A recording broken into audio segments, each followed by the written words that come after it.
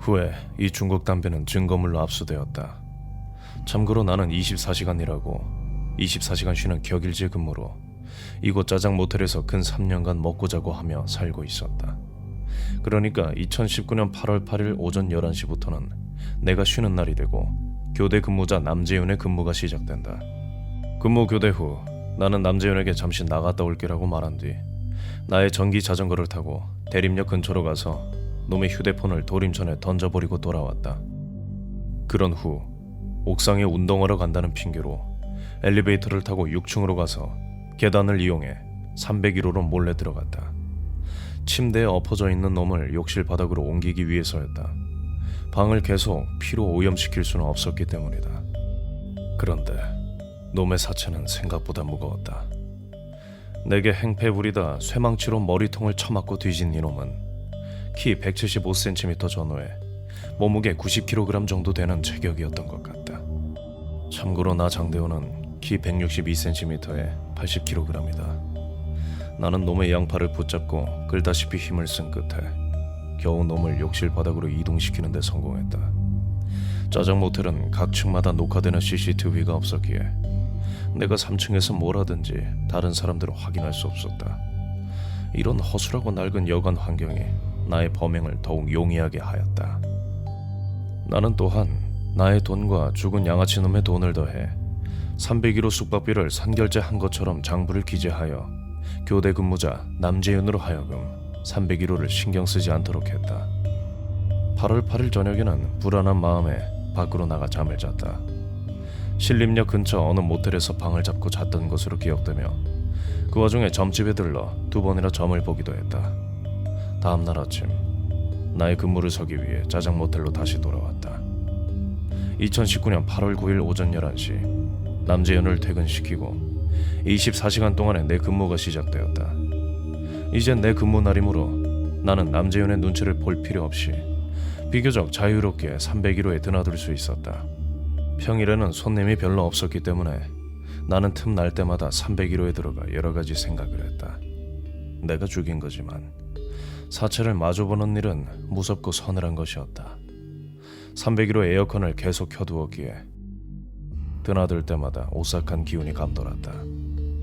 차를 빌려 놈을 싣고 어디 야산에 안매장을 할까도 생각했지만 놈이 너무 무거워 나 혼자 사체를 유기하기엔 불가능하다고 판단되었다.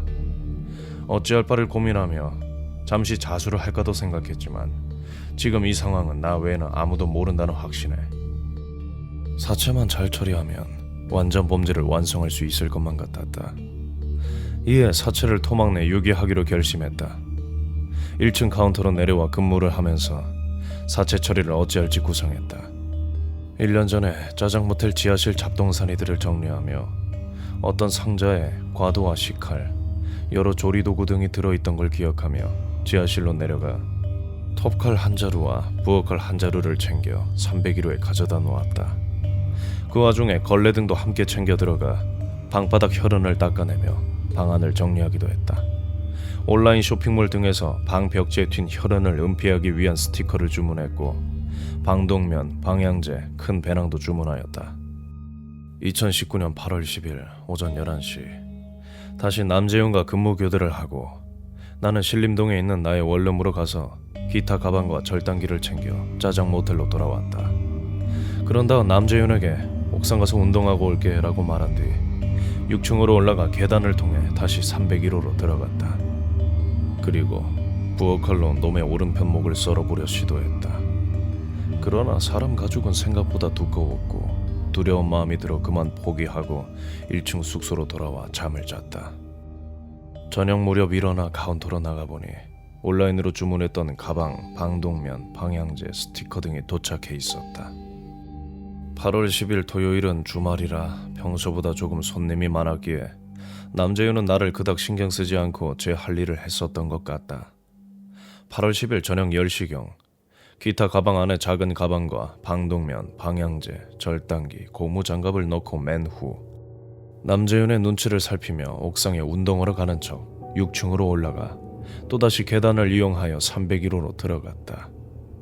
그렇게 301호에서 다시 놈의 사체와 마주쳤고 사체 훼손 시 역한 냄새가 날까 하여 방독면을 착용한 뒤 욕실 안 여기저기에 방향제도 배치해 놓았다. 나는 놈이 내게 저지른 잘못들을 다시 떠올리며 분노 게이지를 상승시켰다. 그 분노감을 이용하여 목숨을 건 각오로 놈의 오른쪽 다리부터 절단 작업을 시작했다. 먼저 번에 부엌칼이 잘 들지 않았던 점을 감안해 이번에는 톱처럼 날에 이가 서 있는 톱칼을 이용하여 사체를 썰기 시작했다. 그러자 너무도 쉽게 오른쪽 사타구니 살이 썰려 나갔다. 그러나 뼈는 아무리 톱질을 해도 절단되지 않았다. 이에 절단기를 이용해 관절 부위를 어느 정도 도려내고 다리를 비틀자 드디어 분리되었다. 사체를 마주보는 것은 무서운 일이었지만 한번 훼손하고 나니 그냥 고기 덩어리로 보일 뿐이었다.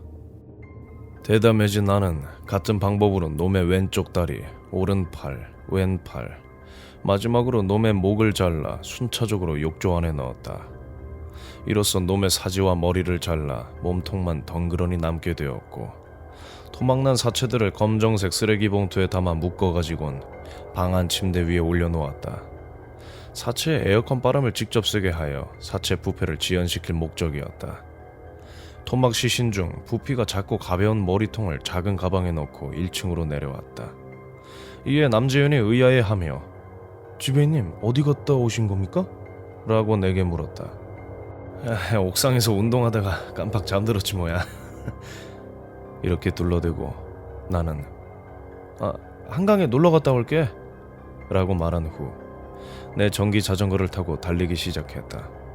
아마도 새벽 2시 전후쯤이었던 것으로 기억된다. 도림천 자전거길을 이용해 안양천을 거쳐 한강 남단 가양대교 조금 못 가서 나는 자전거를 멈추고 주변을 살핀 다음 가방에서 놈의 머리통을 꺼내 한강으로 힘껏 내던지고 짜장 모텔로 돌아왔다. 그런 후 101호 나의 숙소에서 잠을 청했다. 2019년 8월 11일 일요일 오전 11시 나는 근무를 서기 위해 카운터로 나가 남재윤을 퇴근시켰다. 그리고 오늘 안으로 나머지 사체들을 처리해 301호를 깨끗이 정리하기로 하였다. 그러려면 오늘 밤 나를 대신해 얼마간 카운터를 봐줄 사람이 필요했다. 퇴근한 남재윤을 다시 부르기엔 행여 의심을 살까 하여 어렵게 생각되었다. 이에 한 달 전쯤 가게를 그만둔 박성민이란 친구에게 연락하여 오늘 밤 11시부터 아침 6시까지 7시간 동안 카운터 알바를 제안했다. 밤 11시 박성민이 도착했고 나는 그에게 형 물건들이 301호에 몇 개 있는데 그거 오늘 원룸으로 빨리 옮겨야 돼서 너 불러서 라고 둘러대고는 박성민과 교대하였다. 그런 후 나는 큰 배낭을 메고 301호로 가서 몸통 시신을 배낭에 넣고 내려와 헬멧을 쓴 후 전기 자전거를 타고 먼저 보낸 놈의 머리를 내던졌던 장소로 다시 가서 몸통 시신을 겨우 한강에다 유기했다. 참고로 몸통이 가장 무겁다. 몸통이 약 40kg 정도로 느껴졌고 그 다음은 다리 하나가 무겁다. 그 다음은 머리통이 약 9kg 정도로 느껴졌고 한쪽 팔이 가장 가벼웠다. 그래서 나는 가장 무거웠던 몸통 시신이 한강 물속으로 가라앉을 줄 알았다. 그러나 한강에 밀어 넣은 순간 풍덩 하는 소리가 들리더니 거의 곧바로 몸통 시신이 떠올랐다. 불사. 그러나 현장에 오래 머무를 여유는 내게 없었다. 무시하고 얼른 짜장 모텔로 되돌아와 이번에는 기타 가방에 다리 한 짝을 넣고 같은 방법, 같은 장소에 던져버렸다. 그리고 다시 돌아와 나머지 다리 한 짝을 동일한 방법으로 처리하고 카운터 뒤편 숙소로 들어가 잠시 쉬었다. 이제 팔만 처리하면 되었다. 팔은 가장 가벼웠기에 양팔을 모두 한 봉지에 담아서는 역시 같은 방법, 같은 장소에 유기하였다. 이로써 놈의 사체를 모두 한강에 갖다 버리는 데 성공하였다.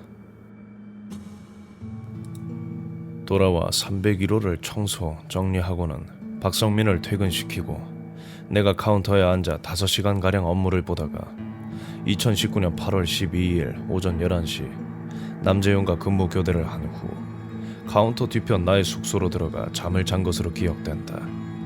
그러다 잠에서 깨어 인터넷에 접속했더니 마곡철교 남단에서 몸통 시신 발견이라는 뉴스가 모든 포털 사이트 메인 화면에서 화자되고 있었다. 나는 내가 범인인 이른바 한강 몸통 시신 사건을 키워드로 검색하며 뉴스들을 주시하였다.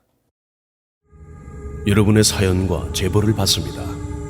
보내주신 이야기는 세밀하게 분석하여 하나의 작품으로 만들어집니다.